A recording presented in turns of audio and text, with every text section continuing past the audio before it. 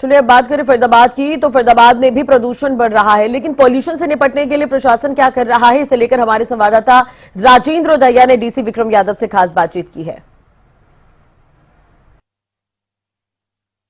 हमारे साथ फरीदाबाद के डीसी विक्रम सिंह यादव जी हैं, इनसे हम जान लेते हैं। सर, लगातार प्रदूषण का स्तर बढ़ता जा रहा है, आखिर किस तरीके से पार पाया जाएगा इस पर? तो इसमें जैसा कि हर साल जब विंटर्स का ऑनसेट होता है तो उस टाइम पे प्रदूषण बढ़ जाता है। उसके वेरियस फैक्टर्स हैं। तो अगर आप देखें, पाकिस्तान में भी इतनी समस्या आई हुई है और पूरे इंडिया में, नॉर्थ इंडिया में भी समस्या रहती है हर साल। तो इस साल भी समस्या है थोड़ी, परंतु अगर हम देखें कि पिछले साल के कंपैरिजन में थोड़ा कम है अब की बार। और साथ ही फरीदाबाद में अगर हम देखें तो बाकी जो आसपास के जो बड़े शहर हो गए तो उनके कंपैरिजन में फरीदाबाद में इस बार कम है। तो हमारी जो टीम्स हैं जो फील्ड में कार्यरत हैं, चाहे वो बोर्ड वाइज एमसी एरिया में हो या फिर रूरल एरिया में हो, चाहे इंडस्ट्रीज की हो या फिर बाकी जो डेवलपमेंट जो हमारी एजेंसीज हैं उनकी टीम्स हो या ट्रैफिक की टीम हो, तो सारी कार्यरत हैं। तो हम फील्ड में कार्य कर रहे हैं और कोई भी वायलेशन अगर मिलती है तो उस पर हम अ, जल्द से जल्द और कड़ी कार्रवाई उस पर करते हैं। ग्रेप 2 के नियम लागू है सर, अगर प्रदूषण बढ़ा तो क्या ग्रेप 3 भी लागू होगा, और क्या क्या नियम है इसमें ग्रेप 2 में? बिल्कुल ही जी, क्योंकि ये जो CAQM है तो उसके हिसाब से अगर AQI लेवल जैसे जैसे बढ़ता है उसके हिसाब से ग्रैप के लेवल बढ़ते रहते हैं। तो जैसे ही अगर प्रदूषण और ज्यादा बढ़ता है तो ग्रैप 3 लागू हो जाएगा।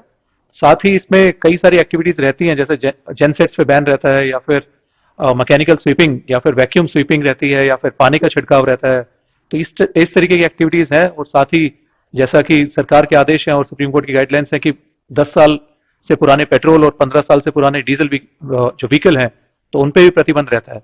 तो ये सारी चीजें हम चेक कर रहे हैं कि प्रदूषण जो फैलाने वाली चीजें हैं वो कम से कम हो, और कोई भी अगर शिकायत मिलती है तो उसमें हम कार्रवाई करें। सर, जिस तरीके से जो सड़कों किनारे जो धूल उड़ती है और जो पुराने वाहन है, एक कारण ये भी माना जाता है प्रदूषण बढ़ने का, इनको किस तरीके से नियंत्रण किया जाए? क्योंकि एंटी स्मोक गन भी है निगम के पास, लेकिन नजर कहीं नहीं आती। सड़कों पे जो धूल होती है तो वो जब गाड़ियां चलती हैं तो उसमें वो उड़ती हैं और तो हवा में वो स्टैग्नेट हो जाती हैं, तो उसके आसपास भी प्रदूषण के पार्टिकल साथ में इकट्ठे हो जाते हैं। तो वो एक जरूर कारण है इसका।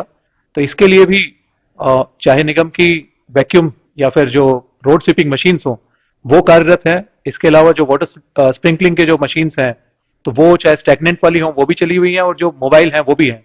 तो चाहे निगम की हो गई, या अगर मैं कहूँ NHAI की हो गई, या फिर बाकी जो हमारे जो डेवलपमेंट प्रोजेक्ट जो बड़े चल रहे हैं उनकी हो गई, या फिर जो एजेंसीज हैं हमारी, चाहे PWD हो गई उनकी हो गई, तो ये कार्यरत है फील्ड में।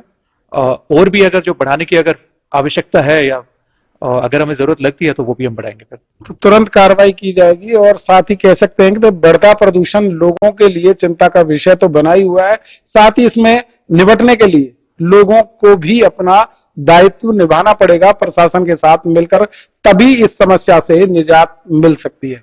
फरीदाबाद से रैना न्यूज के लिए राजेंद्र दहिया।